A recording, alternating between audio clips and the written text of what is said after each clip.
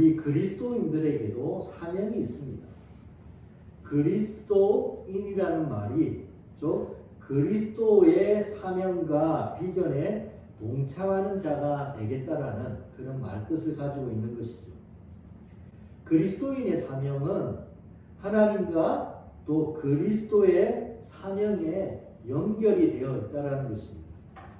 그래서 우리 그리스도인의 사명이 무엇인지를 보려면 먼저 하나님의 사명이 무엇인지를 살펴보아야 할 것입니다. 하나님은 모든 민족, 모든 열방이 복을 받게 되기를 원하시고 계십니다. 하나님의 한 가지 사명이 있다면 모든 인류가 복을 누리게 되는 것이었습니다. 하나님은 모든 민족이 이 복을 받도록 한 인물을 부르십니다. 그가 바로 창세기 12장에 나오는 아브라함입니다. 하나님은 세상의 모든 민족이 복을 받게 하시고자 아브라함이라는 한 인물을 부르시고 세우시죠. 하나님은 아브라함을 부르신 이유가 너무나도 명확하셨습니다. 복의 통로, 복의 대사, 복의 심부름꾼이 되도록 아브라함을 부르셨다는 것이죠.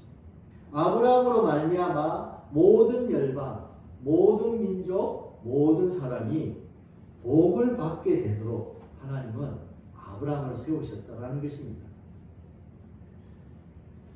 하나님은 온 민족이 복을 누리게 하시려고 아브라함을 세우셨는데 이제 한 나라를 세우십니다.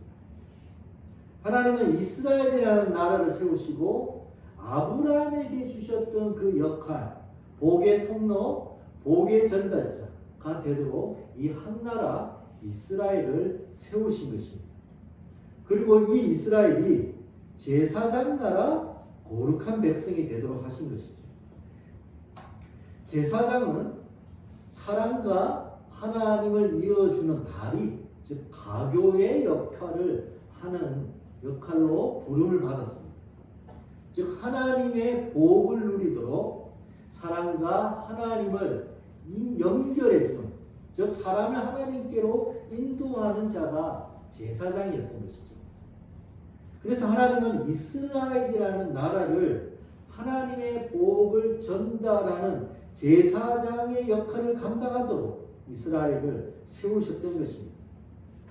하나님이 이스라엘을 구원하신 이유는 애굽에서 이스라엘이 고통받고 있었기 때문이기도 하지만 더 중요한 이유는 세상에 하나님의 이름을 알리기 위해서라는 것입니다. 모든 사람, 만민이 하나님이 유일하신 신이시고 위대하신 신이라는 것을 알게 하시려고 이스라엘을 구원하고 세우셨다는 것이죠. 이스라엘을 구원하신 하나님을 보고 세상 모든 만민이 이스라엘 하나님이 참 하나님이시기를 깨닫게 하시고자 이스라엘을 세우셨다는 것입니다. 하나님은 이스라엘을 구원하신 이유가 이스라엘 나라만을 위한 것이 아니라고 분명하게 말씀하시죠. 하나님이 내가 이렇게 구원, 즉 이스라엘을 다시 회복하려고 하는 이유는 나의 거룩한 이름, 나의 큰 이름이 알려지게 하려는 것이고 모든 사람이 여호와 하나님을 알도록 여호와 하나님만이 진정한 신이라는 것을 알게 되도록 하려는 것이라고 말씀하신다는 것이죠. 하나님이 이스라엘을 구원하셨는데 그 구원의 궁극적인 목적은 모든 열방, 모든 세상, 모든 사람이 하나님을 여호와 하나님을 유일한 신으로 알고 그분으로 인하여 복을 누리게 하려는 것이었다는 것입니다. 하나님 우리에게 은혜를 베푸사 복을 주시고 그의 얼굴의 빛을 우리에게 비추사 주의 도를 땅 위에 주의 구원을 모든 나라에게 알리소서. 하나님이여 모든 민족이 주를 찬송하게 하시며 모든 민족이 주를 찬송하게 하옵소서. 이스라엘은 자기 민족만을 위해서 기도하는 그런 백성이 아니었습니다. 이스라엘은 모든 민족이 복을 받도록 기도하는 민족, 즉 중보하는 민족으로 하나님 이스라엘을 세우셨던 것이죠. 하나님은 왜 사람들에게 하나님을 알리고 싶으실까요? 하나님이 사람들을 사랑한다는 것을 알기를 원하시기 때문입니다. 하나님은 사람들이 하나님이 자신을 사랑한다는 것을 알고 행복해하기를 원하시고 계시는 것이죠. 그리고 하나님께 나와서 감사와 사랑을 표현해주는 그런 행복한 관계로 사랑과 하나님이 그 놀라운 축복의 관계를 맺으시기를 하나님은 원하시기 때문에 하나님을 알리며 하나님의 사랑을 받게 되기를 하나님은 원하시는 것입니다. 하나님을 가까이 함이 내게 복이라. 하나님을 가까이 하는 것이 복입니다. 하나님의 사랑을 알고 하나님을 사랑하는 관계를 누리는 것이 복이라는 것이죠. 하나님은 모든 민족, 모든 사람들에게 어떤 복을 주시려고 하고 계시는 것일까요? 하나님 자신을 주시려고 하시는 것입니다. 하나님을 알고 하나님을 만나며 하나님의 사랑을 받는 그 복을 주고 싶으신 것입니다. 아빠가 딸에게 주고 싶은 것도 딸을 사랑하는 아빠인 것이죠. 딸이 아빠에게 주고 싶은 것도 아빠를 사랑하는 딸 그 존재입니다. 아빠에게는 딸 그 존재가 가장 큰 복이고 딸에게는 아빠라는 그 존재가 가장 큰 복인 것입니다. 마찬가지로 우리가 하나님께로 받는 가장 큰 복은 하나님 그분이십니다.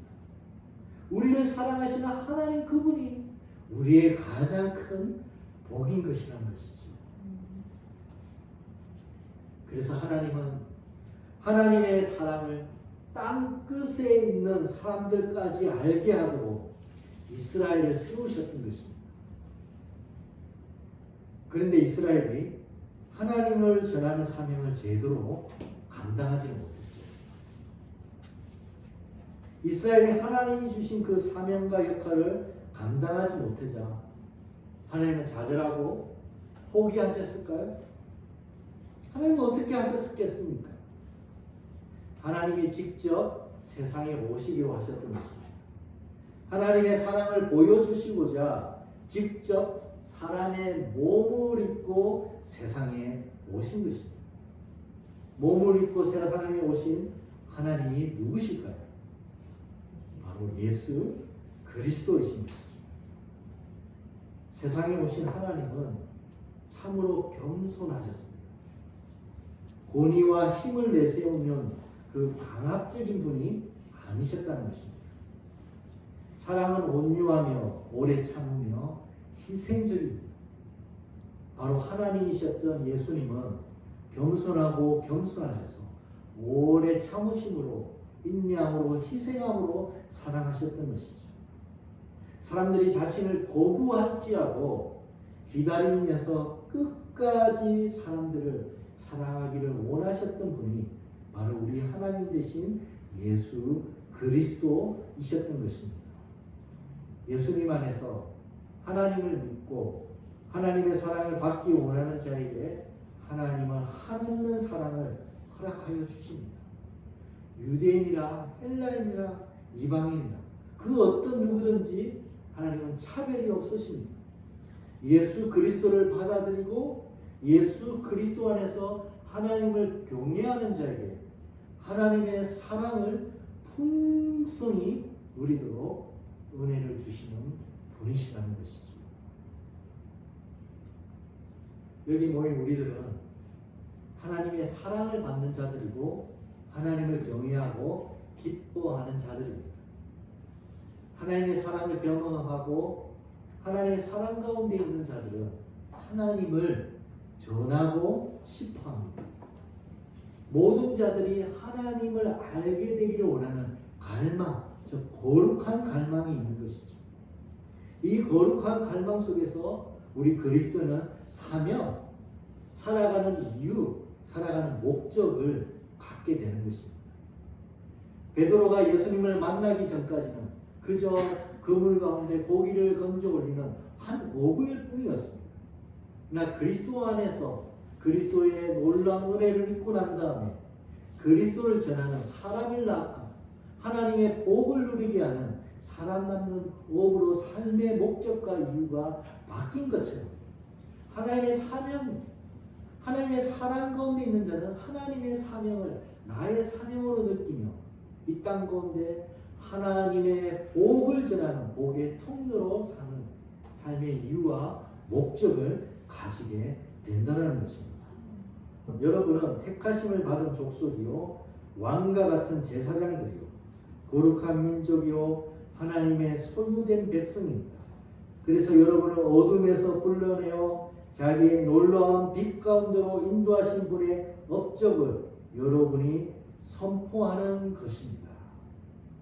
이제 우리 그리스도인이 왕과 같은 제사장, 거룩한 민족의 사명을 받았습니다. 하나님이 이스라엘에게 주셨던 그 사명을 이제 우리 그리스도인들에게 주셨다는 것이죠. 우리가 바로 제사장이라는 것입니다. 하나님과 세상을 이어주는 그 제사장의 역할을 감당하는 자가 바로 우리 그리스도인이라는 것입니다.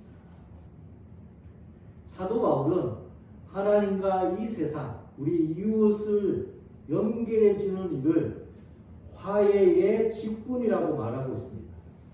그리스도인은 세상과 하나님을 화해케 하는 그리스도의 사절로 살아야 된다고 얘기하고 있는 것이죠. 아브라함에게 주셨던 그 사명, 하나님의 복을 세상에 전달하는 하나님의 복의 대사, 복의 통로, 복의 심부름꾼으로 우리를 하나님이 세우셨다는 것입니다. 아브라함에게 주셨던 사명이 이제 우리에게, 우리 그리스도인들에게, 예봉교회 성도들에게 이제 넘겨지고 있다는 것이죠. 하나님의 좋은 소식, 복을 전하는 하나님의 그 발이 되어서 세상 가운데 하나님의 복의 통로로 하나님은 우리를 부르셨고 그 하나님의 복을 전하는 자들의 발을 하나님은 아름답다라고 그렇게 칭찬하십니다. 아버지께서 나를 보내신 것 같이 나도 너희를 보내니라. 하나님은 우리 예봉교회의 성도들과 이 예봉교회를 세상과 이웃 가운데 보내고 계십니다. 파송하고 계신다는 것이죠. 그래서 우리가 하나님의 복의 전달자, 심부름꾼이 되도록 우리를 세우시고 우리를 파송하십니다. 우리 가운데 능력으로 역사하시는 분이시라고 얘기하고 계신다는 것입니다. 이것은 이 땅에 있는 모든 그리스도인이 동일하게 그리스도로부터 부여받은 사명이라는 것이죠. 하나님이 나를 보내신 것처럼 내가 여러분을 이 세상 가운데 보냅니다 라고 우리를 파송하고 계시다는 것이죠. 우리 그리스도인은 하나님의 미션을 대신 수행하는 자들입니다. 세상 모든 사람들이 복을 받도록 보냄받은 자들이라는 것을 우리는 분명하게 붙들어야 할 것입니다. 하나님이 우리를 부르셨는데 우리가 대단하기 때문에 부르셨다라고 얘기하지 않으십니다. 하나님 우리가 약하고 부족하다는 것을 하나님은 아신다라고 하십니다. 그렇지만 하나님은 우리를 부르셔서 우리가 하나님의 사명에 동참하도록 하나님의 그 위대한 일에 동참하도록 우리를 부르셨다라고 말씀하십니다. 부족하지만 우리를 부르셔서 하나님의 복을 전하는 위대한 대사로 삼으시고 우리를 하나님을 대표하는 자로 우리를 파송하고 계시다는 것입니다. 그래서 나의 삶 모든 것 하나하나가 공부하고 놀이하고 운전하며 또 가정을 이루는 것과 또 자녀를 교육하는 것과 교통 질서를 지키는 것, 또 TV를 보는 것, 돈을 버는 일, 예배 드리는 일까지도 모두가 하나님을 전하고 알리는 일이 되어야 된다고 얘기하고 있다는 것이죠. 이번에 모든 성도들이 이런 삶을 살게 되기를 주님의 이름으로 축복드립니다. 말씀을 마무리합니다. 우리는 하나님을 세상에 알리는 제사장들입니다. 우리가 있기에 세상은 하나님의 사랑을 알 수 있는 것이죠. 우리가 이 역할을 감당하지 않는다면 세상은 하나님의 사랑을 알 수 없을 것입니다. 이 거룩한 대사의 사명을 2022년 평생 또 잘 감당하기를 기도합니다. 하나님께 해드릴 무언가가 있다면 인생은 살 가치가 있다. 그러나 무엇이든 이보다 낮은 목적을 위해 산다는 것은 얼마나 부질없고 무가치 않다. 선교사였던 데이비 브레이너가 드렸던 기도이자 시인 것이지. 우리의 인생이 값어치 있고 위대한 이유는 우리가 거룩하고 위대한 하나님의 사명에 동참하기 때문입니다. 사람을 살리고 하나님의 복을 나누어주는 일만큼 보람되고 위대한 사명이 없을 것입니다. 우리가 거룩하고 위대하신 하나님께 해드릴 일이 있다는 것은 참으로 황홀한 일인 것이죠. 하나님의 사명에 동참하고 살아간다는 것, 그것은 너무도 값어치 있는 일입니다. 하나님은 오늘 우리 예봉교의 모든 성도들로 하여금 이 위대한 하나님의 사명으로 우리를 초청하고 계십니다. 이번에 모든 성도들이 2022년 하나님을 위해서 기꺼이 헌신하고 하나님의 복을 나누는 보람된 한 해 되시기를 주님의 이름으로 축복드리며 축원드립니다.